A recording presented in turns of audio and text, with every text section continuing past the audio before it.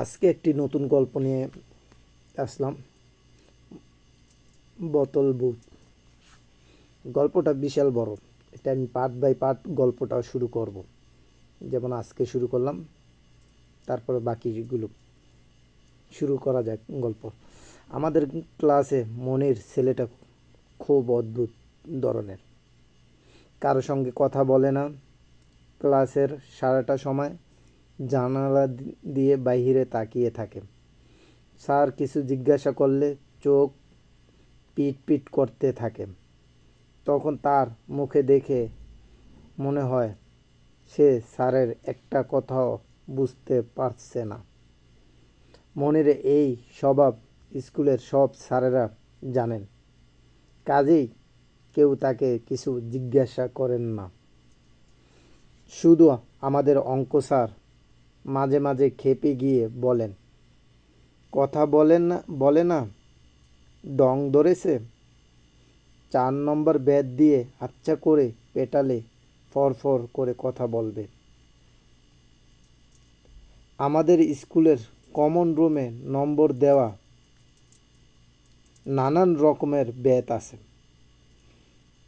Bat যত চিকন তার নম্বর তত বেশি। 4 নম্বর ব্যাট খুব চিকন ব্যাট। 1 নম্বর ব্যাট সবচেয়ে মোটা। কথায় কথায় ব্যাতের কথা তুললে অঙ্ক স্যার কখনো ব্যাট হাতে নেন না। কিন্তু একদিন মনিরের উপর অসম্ভব রাগ করেন, যেমন আজ করেছেন।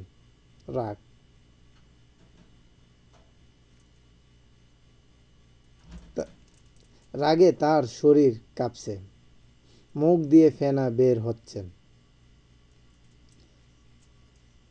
তারপর স্যার চৌবাচ্চার এক অঙ্ক করতে দিয়েছেন, জটিল অঙ্ক। একটা পাইপ দিয়ে পানি আসছে, একটা ফুটো দিয়ে চলে যাচ্ছে। কিছুক্ষণ পর ফুটো বন্ধ করে দেয়া হলো। এইসব হাবিজাবি মনির ফন্ট করে অঙ্কটা করে ফেলল। গল্প আজকে এতটুকুই। বাকি গল্প আসবে আবার পরে। একটা বিশাল বড় অঙ্ক। আজকে এতটুকুই আপনাদের শোনালাম। এটার পরের পার্ট আবার শোনাবো। যদি গল্পটা ভালো লাগে, লাইক কমেন্ট শেয়ার করে পাশে থাকবেন ইনশাল্লাহ।